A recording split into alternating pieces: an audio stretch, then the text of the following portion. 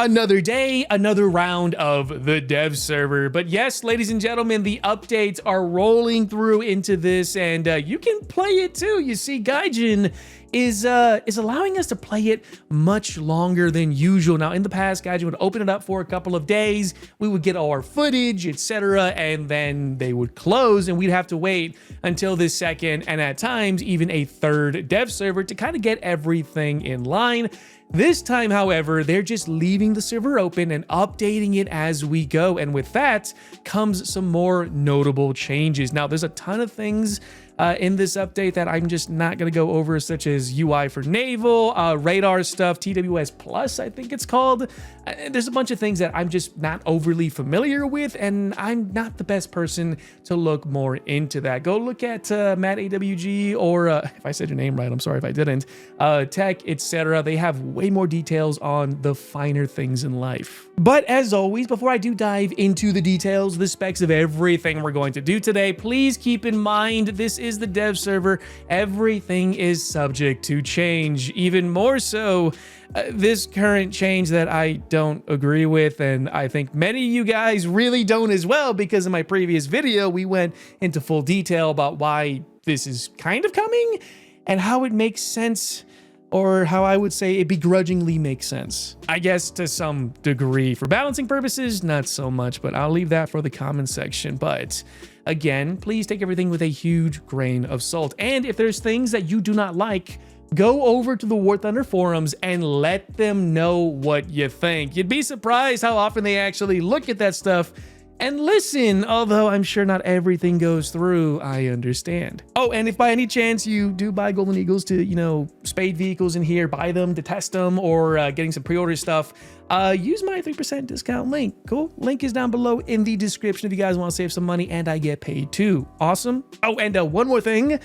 I have seen some crazy gameplay with the F-18 versus the Su-30. I've been doom scrolling on TikTok lately, and dude, some of you guys are nuts flying this thing. I can't wait to see it in the hands of some really good pilots out there, and I'm already getting a glimpse of it. But seeing that this is the dev, I understand it's not really going to be final. You know how Gaijin is. They like to nerf these things a little bit later down the line.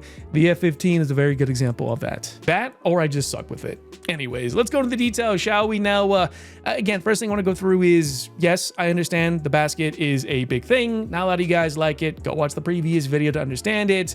I haven't heard any changes about this in the dev or from the devs themselves, so I'm pretty sure this is going to come in the exact same way we see it right now, which is kind of a fat nerf, I think. But the biggest change of this, which, for me anyways, is the introduction of the Chinese VT-5, not the ZTQ-15, which would have been nice as a 105 platform. No, we have this big old boy, and this supposedly was meant to replace the, was it the Type 60, not the Type 69, right? It's the Type 62, I think it was, which was retired back in like, what, 2013? For an old looking tank, 2013 is pretty recent, right? But instead, we now have this, which I'm very much looking forward to. Now, the numbers on it aren't done, obviously. The breech is missing. Ammunition really isn't there. It's not done in the slightest, right? This thing, it's just a complete placeholder. The armor, nothing about it is done. However, at least from what I'm able to see, it looks like it might be the yeah, it's the 105. Okay, that's going to be very interesting. I thought the VT-5 was the 125 variant and the ZTQ was the 105. I might be mixing things up. And I don't think this is going to be sitting at battle rating 10.7. Again, it's entirely a placeholder. But this is more or less supposed to keep up with the likes of the 99s. It should be around the same mobility, around 70 kph on a fixed road, which, you know, Gaijin likes to just over-exaggerate for off-road too. But it is definitely a vehicle that I am very much looking forward to. Now, to my understanding, this also has a barrel-launched ATGM for the 105. I would like to see that, although, Gaijin, when are you gonna give us the Lahat missiles? Is it Lahat? I'm pretty sure it is as well. I'm having a total brain fart today. For vehicles such as the Merkavas. Yeah, these are allowed to shoot ATGMs, but yet we don't really have it, although I haven't seen much of it IRL. Supposedly it does. Oh, and since we're looking at aircraft, yes, the Italian new Tornado did get updated. Now, previously, when we were looking at this thing, it was incomplete. I was wondering, like, where's the air-to-air? Where's the ordnance? It has a targeting pod, right? Well, they finally added everything for it. So we get, of course, what pod is it? Let me take a look at that. The Lightning II, which is very nice, but we get a ton of JDAMs with this thing, which is going to be very awesome, including a... I'm pretty sure we have this in the game. I haven't looked into it deeply. The EGBU-24B. It's basically a laser-guided log and also GPS-guided JDAM bomb. It's very weird, but this looks incredibly nice. 2,300 pounds. I'm actually very much excited for it. But here's the thing. When it comes to aircraft like this, in my opinion, also, I did find out there are many of you who like the Tornado. No, seriously, who hurt you guys, okay? And you kind of explained it to me, but still. I see JDAMs as a more viable option for an aircraft like this because, you know, not maneuverable. You won't be able to maintain laser lock on a target for too long unless you're at certain altitudes, which in turn you would get shot down by Pansirs, AMRAAMs, etc. So being able to lob these missiles using GPS guidance or laser guidance, of course, which this is very nice, it makes for a very unique situation for such an aircraft because, again, it's not the best dogfighter. This will probably be the main loadout you'll want to look at, including, of course, AIM-9Ls, flares, etc. Now, am I going to play this personally? Maybe. I don't know. If you guys want to see more content about this thing, let me know in the comments, and please pair it with a vehicle because I'm not going to play it by itself, just saying. So let's see what else we've got. Here's something else, something I didn't see in the previous dev server, or at least video that is. Apparently the J11B is getting a healthy amount of ground pounding ordnance. And the reason why I say that is because it is getting this right here, the KA-50 targeting pod, which means we're going to be getting GBUs, probably GPS guided bombs. You see, I'm not familiar with any of China's CAS capabilities IRL. When it comes to aircraft, I'm not really the best person for it, but yeah, it's going to be very interesting to see what they bring out. Also, the PL8B previously didn't have IRCCM. I did point that out almost mistakenly because it does actually get it. They did introduce it right here, which means you don't have to rely on the PL5 or what is it? The PL5 2? Yeah. Regardless, if this thing has some decent CAS capability, it's going to make for a very interesting top-tier aircraft for China because right now their CAS department isn't the absolute best. Now, don't get me wrong, the JF-17 is a brilliant aircraft, but it is a squadron one, not a tech tree variant. And yes, the goodness, what's it called again? It's been a minute since I last played it.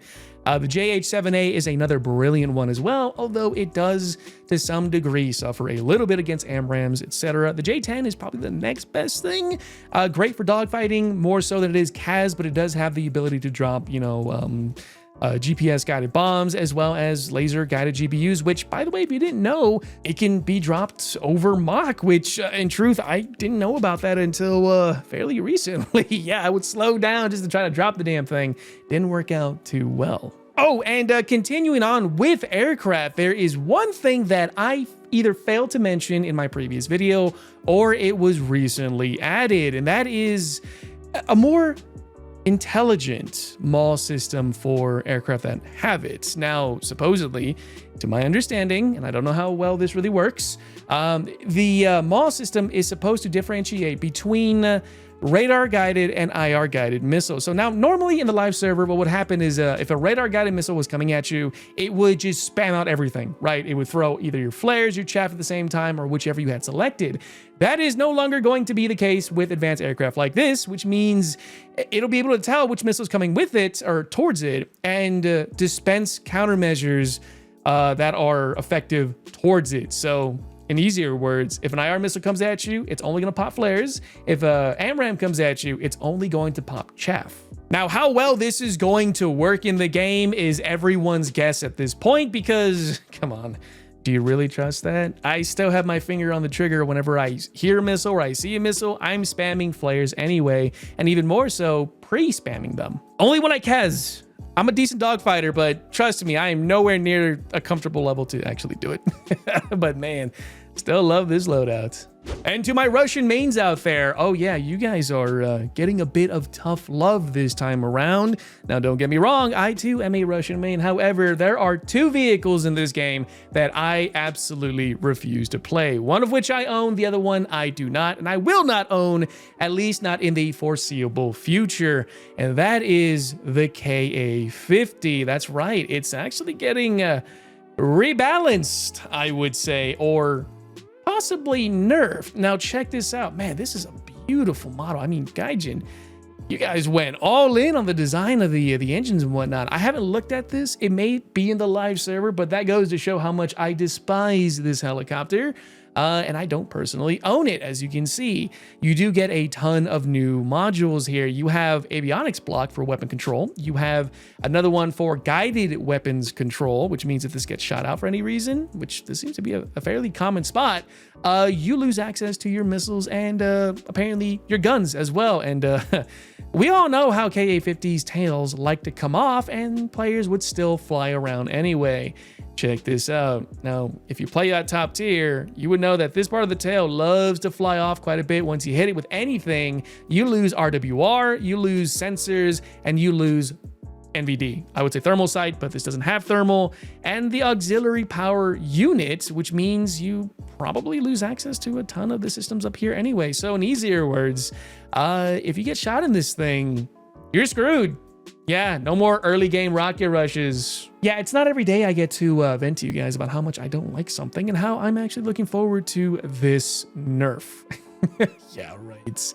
And that's it for this round of the dev server updates. I do apologize if it was a somewhat shorter video this time around and, you know, not too much detail. However, I like to keep you guys updated on my own opinions on what I think about a lot of this stuff. However, unless something substantial comes into the game or otherwise changes, I don't think I'll be doing another at least early first run dev video, at least until the very next one comes out. So assuming Gaijin shuts down the server and brings it back up maybe during the following weekend or maybe next week at some point, then yes, we'll come back right to this. But do let me know what you guys think about some of these changes. I know a lot of you guys have been playing in the dev server. I've seen the videos. I've seen the comments over my Discord as well as here. And to you, I ask, what do you think about this dev server? These new vehicles coming in, is it substantial? Is it fun? Is it boring? Is it game breaking?